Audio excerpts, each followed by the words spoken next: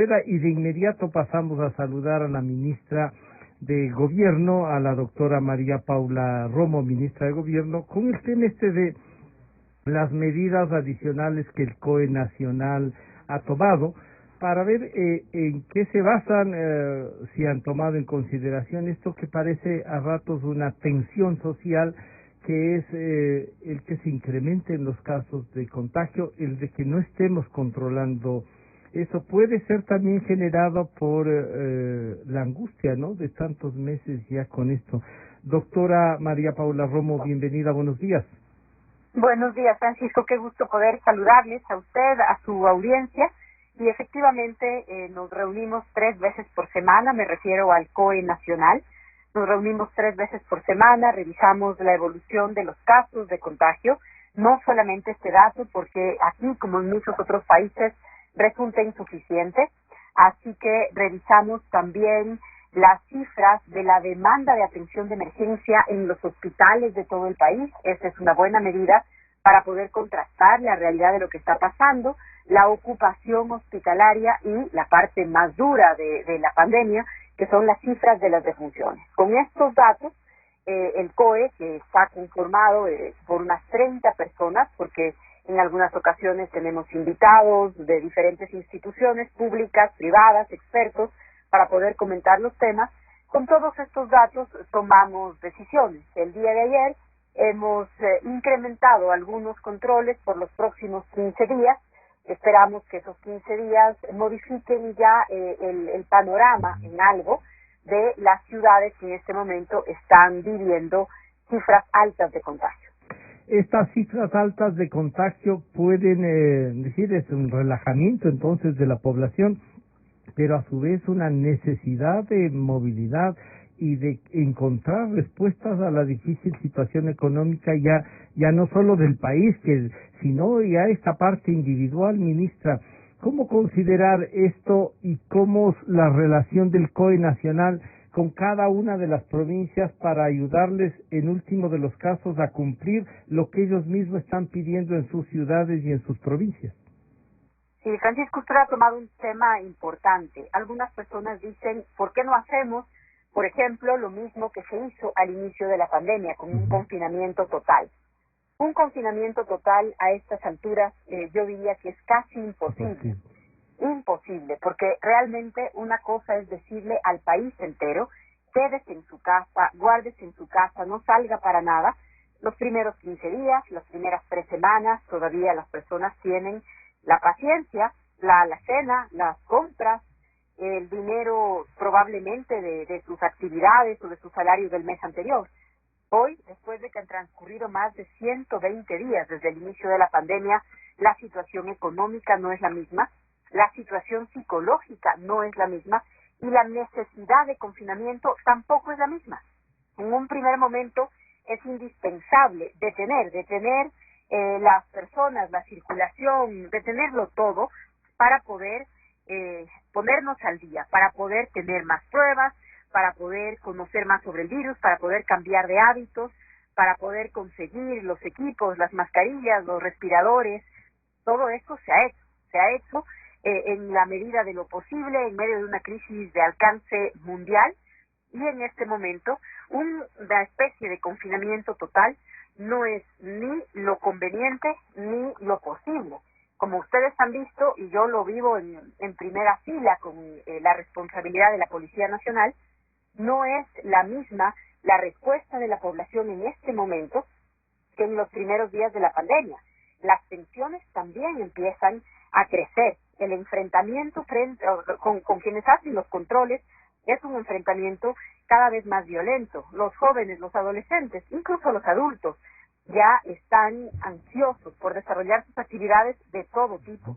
Y realmente, si no conseguimos equilibrar los controles con la voluntad, la decisión de cada uno de colaborar para contener, para mitigar el contagio, no habrá control que sea suficiente. De todas maneras, estos controles nos van a permitir bajar en algo, ojalá bajar en algo, la circulación y las aglomeraciones de fin de semana.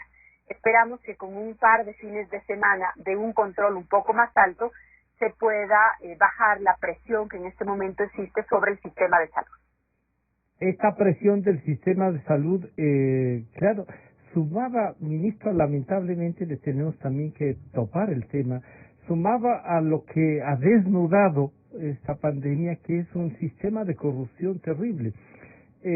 Muchos usaron ese argumento para incluso no votar por usted en la Asamblea Nacional y un instrumento para atacarla.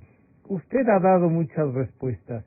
¿Se logra, ministra, en esta otra área que también usted le hemos visto incursionar? ¿Usted ha logrado separar esta forma de, no sé si llamarlo negociación, esta forma de lo que se ha denominado reparto, con descubrir cómo estaba funcionando eso? Y usted nos decía, y yo denuncié, sí, pero además de eso hemos logrado internarnos en ese mundo, doctora, para atacarlo. Creo que hemos avanzado mucho y no lo suficiente. Creo que se han desmantelado o estamos en ese camino porque necesitamos sentencias, pero no ha sido suficiente. Realmente las mafias que existen en el sector público, en el sector de la contratación pública, a pesar de las señales muy claras que se han dado, no solamente desde el Ejecutivo, desde la justicia, a pesar de que yo insisto y voy a seguir insistiendo, nunca el mensaje contra la impunidad en el Ecuador ha sido tan poderoso y tan radical como el que existe ahora. Y con mensaje no me refiero pues a las declaraciones en los medios de comunicación, me refiero a ex vicepresidentes destituidos y con orden de prisión, me refiero a ex gerentes de petroleras destituidos con orden de prisión, procesados, prófugos, ex ministros. En realidad yo creo que el mensaje de que no hay cobertura, de que no hay protección, de que no hay complicidad, nunca ha sido un mensaje más poderoso, pero la pandemia lo que desnudó es que tampoco es suficiente, a pesar de lo radical de ese mensaje, no ha sido suficiente. Muchas de las mafias que en el país operaban durante años, porque este tipo de estructura criminal, porque así son estructuras criminales, este tipo de estructura criminal no se monta de un día para el otro. No es que miró la oportunidad de la pandemia y ahí trató de hacer sus negociados. Estaba funcionando y de lo que vemos ha funcionado por muchos años. En la contratación de un señor que tocaba piano y luego en la contratación de medicamentos. Lo que nos dice es que en el sector público, en la obra pública, en el contrato público, hay muchos intereses además ilegales, mafiosos, que todavía no hemos podido desmantelar y que la pandemia desnudó. Ahora bien, creo que también es importante decir por qué están concentrados en determinados sectores y son sectores en los que tenemos que poner más atención que en ningún otro. Se han concentrado, es mi lectura, no sé si usted coincida, Francisco, pero se han concentrado en el tema o en los sectores en donde todavía quedaba dinero. Porque lamentablemente con el tema de la austeridad, la obra pública, la contratación, las carreteras, las refinerías, no han sido para nada una posibilidad en este gobierno. Y entonces, ¿en dónde no se dejó de gastar? ¿En dónde no se dejó de comprar? ¿En dónde no se dejó de construir? Lamentablemente en el sector salud. Y esto, de lo que vemos, ha llevado salud y seguridad social, hacia allá. Salud, seguridad social, yo creo que también sectores estratégicos. Claro. En sectores estratégicos estamos multiplicando la atención, los controles, en el tema ya nos decían, eléctrico, en el sistema eléctrico, ya nos decían el otro día, hay un gerente de la empresa eléctrica en Chimborazo, por ejemplo, que amenaza por haberle publicado justamente uno de los periódicos, uno de esos temas, y parece que ahí también hay unas cuentas muy oscuras en las que, claro, es otro frente. Ministra, no había frente en el que no estén actuando estos grupos y están instalados. ¿Se siente usted como casi impotencia desde el Estado o no, ministra?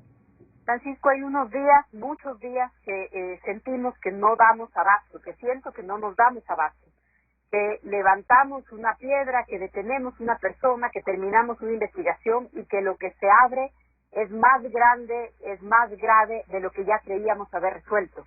Y me parece que así vamos a pasar todavía por mucho tiempo en el país, una década y probablemente más. de corrupción, de impunidad de un sistema no solamente corrupto, sino también corruptor. Esto no se desmantela de un día para el otro, pero creo que el momento ha sido clave. Creo que el tema de la pandemia además nos mostró como sociedad que cuando le roban al Estado, no le roban a alguien más, le roban a cada uno de los ciudadanos. Que cuando alguien hace un negociado con un ministerio, le está quitando a un ciudadano la posibilidad de acceder a sus medicamentos. Eso me parece que también ha tocado las fibras más íntimas de una sociedad que muchas veces mira para otro lado en los casos de corrupción, que mira al funcionario que se enriquece como un caso de éxito, como un caso de superación. Y creo que esto también es muy importante. Creo que eso de darnos cuenta, a pesar de lo doloroso de las circunstancias, pero darnos cuenta que cuando alguien comete una irregularidad, que cuando alguien se aprovecha del dinero público, en realidad está afectándome a mí, a mi familia, a mis vecinos. Creo que eso, ojalá, va a cambiar también el nivel de tolerancia que tenemos como sociedad sobre esto. Yo siento que esto también ha crecido. Hay una intolerancia muy grande frente a estos actos y eso como sociedad nos va a sentar bien. Esto sumado a la actuación de la justicia, a la actuación de la policía, que yo siempre pondero, creo que nos pone en un momento de mucha tensión, muy complejo, a veces frustrante, pero necesario en la reconstrucción democrática que vive el país. Más allá de lo que usted decía, yo pondero lo de la policía, también hay que ponderar que hay una revisión interna para irla puliendo, no hay que descuidar eso también, y creo que en eso están funcionando también, ministra. Así es, Francisco, la policía, nuestra Policía Nacional del Ecuador hoy, no es la policía del 30S, no es la policía de la CNI, no es la policía del espionaje político, es una policía comprometida con su gente, que actúa de manera equilibrada, que cuando le corresponde usar la fuerza lo hace, ese es su trabajo, pero cuando le corresponde acompañar a la población en sus necesidades, cuando le corresponde desarticular mafias de distintos tipos, hace su trabajo, lo hace en el marco de la ley, con una actitud equilibrada, y yo creo que eso es muy importante. En esta misma línea de la que hablamos, en esta idea de un Estado de Derecho, de un Estado democrático, todos estos factores en realidad contribuyen a que tengamos resultados en lo inmediato, resultados en el mediano plazo y resultados, ojalá, en la conducta, en el cambio de conducta como sociedad. Ministra, no habíamos tenido oportunidad de conversar después de la elección de la actual vicepresidenta y usted era la que encabezaba la terna. ¿Considera usted que es un golpe personal al no haberla elegido? ¿Cuánto termina siendo en realidad un golpe a la actividad política, esa que usted nos dice todos los días? A veces ya termino cansada, pero estamos ahí, es una vocación de la política, pues no es cierto. ¿Cuánto le golpea? ¿Es un fracaso de los contactos en la Asamblea o fue la oportunidad para pasarle factura a lo que venía siendo ministra? Sí, yo creo que es una suma de todo eso, Francisco.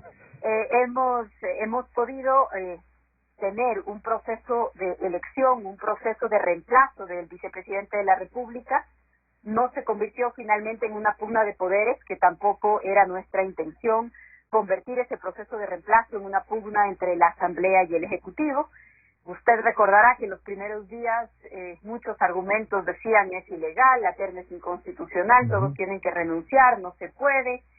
Al final del día creo que los conflictos tenían nombre y apellido y me parece una prueba muy importante de mi relación con la Asamblea Nacional. Así que en lo absoluto pues considero que eso represente un problema, un proceso normal en democracia. El presidente puso 3 nombres de personas de su confianza. Tenemos una extraordinaria vicepresidenta, tenemos una persona que creo que le hará muy bien al país, al gobierno, que ya había venido demostrando su comportamiento, sus resultados en el tema de aduanas, un sector usualmente problemático y puesto bajo sospecha y que en este gobierno ha sido manejado de manera excelente por María Alejandra y creo que hoy proyectará eso a otras áreas de la administración desde su papel como vicepresidenta. En lo político, o sea, usted se siente ahí representada antes de que haga el análisis político de su relación.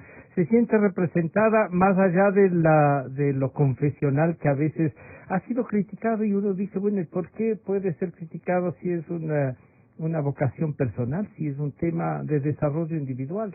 Pero usted siente empatía, entonces, ¿era de ruptura la actual vicepresidenta, ministra? Me siento absolutamente representada en lo personal, en lo político, aunque en algunas cosas podemos tener ciertas diferencias, como cualquier persona, más son las coincidencias que tengo con María Alejandra como funcionaria, como mujer, como persona. De verdad creo que el país tiene una excelente, una extraordinaria vicepresidenta, una extraordinaria funcionaria, una extraordinaria persona. Lo dije en su momento, no me cansaré de repetirlo. Bien. Me alegra que María Alejandra esté ahí y, como lo he comentado en otras ocasiones, Francisco, creo que el hecho de que este gobierno haya empezado con un vicepresidente como Jorge Glass y termine con una vicepresidenta como María Alejandra Muñoz es una señal muy clara de cuál ha sido la transformación del país en estos años. ¿Cómo va a ser entonces su relación con la Asamblea, incluso con aquellos que no votaron diciendo que no habían conversado lo suficiente y a otros decían ya no habían hospitales? Va a seguir siendo la misma, estimado Sí. Francisco, la misma que he tenido hasta ahora, que es institucional y no personal, que es la discusión de una ministra de gobierno con legisladores, no es la discusión de la negociación, de la trinca, ahí no me van a encontrar, ahí no me han encontrado, y por supuesto, enfrentar a quienes en la asamblea son mis detractores. Yo, insisto, creo que en la política no hay como asimilar lo personal a lo político.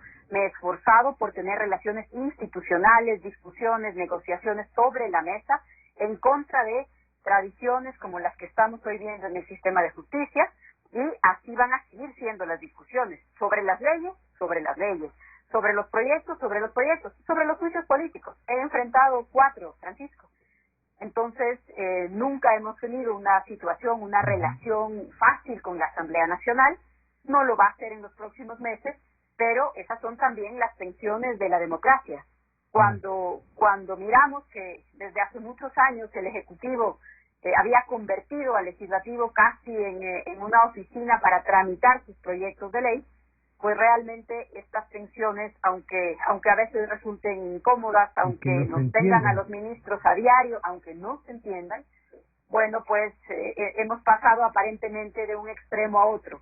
Aunque lo ideal sería encontrar el punto medio, me parece bien que nosotros estemos en el extremo de las libertades, de la democracia, del equilibrio de poderes, de las tensiones, con una asamblea muy compleja. Ya nos puso como que estaba en un patín, ministra, y no está. Y hay que reconocer, no. Antes de ayer decía el expresidente Hurtado, en medio de todo tenemos que reconocer, y en realidad a veces no somos justos en reconocer que somos capaces de hacer otras cosas. Ministro, entonces, usted sigue en el Ministerio de Gobierno, no ha pesado, no le genera dificultades un diálogo con la Asamblea, con el presidente, pues mantiene las mejores relaciones, se ve, y controla la policía. Mientras el éxito suyo se mantenga, hay un éxito en la sociedad. Eso no significa que no discrepemos en un montón de cosas también, digamos, ministra. Así es y así tiene que ser. Y creo que son los objetivos institucionales muy importantes como país. Tenemos que seguir trabajando por eso. Creo que el gran legado de este gobierno, al que le han caído las 7 plagas, pero el gran legado de este gobierno tiene que ser el transparentar la situación, el poder mirarnos frente al espejo en nuestros problemas políticos, éticos, económicos, financieros, reconstruir nuestra relación con el mundo, reconstruir la institucionalidad democrática, dejar sentadas las bases para una economía saludable que no colapse a la vuelta de la esquina, que era lo que estaba diseñado, que era lo que estaba planeado. Creo que todas esas cosas valen la pena, Francisco, en un momento muy complicado, muy complicado. ¿No crea usted que nosotros muchas veces no nos preguntamos, esto debe haber sido maravilloso con 300 mil millones, con 300 millones de dólares? Imagínese usted, cuando nosotros contamos los centavos para pagar sueldos atrasados, cuando llegamos a ver que el petróleo, la cotización del petróleo llegó por debajo de los $0. Por supuesto que decimos, debe haber sido lindo con el petróleo a 100. Claro.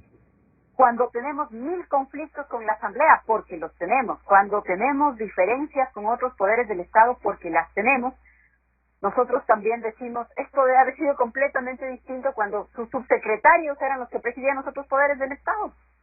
¿Sí? Pero después de haber vivido lo que vivimos, esta tensión, estas dificultades probablemente son necesarias para poder llegar a un punto más equilibrado, que ojalá el país lo alcance pronto. Este engaño que al parecer ya entra a tomar conciencia, algunos dirán, pero la doctora Romo les ayudó, ¿no? Y claro, y a veces nosotros malvadamente lo recordamos. ¿Le pesa eso?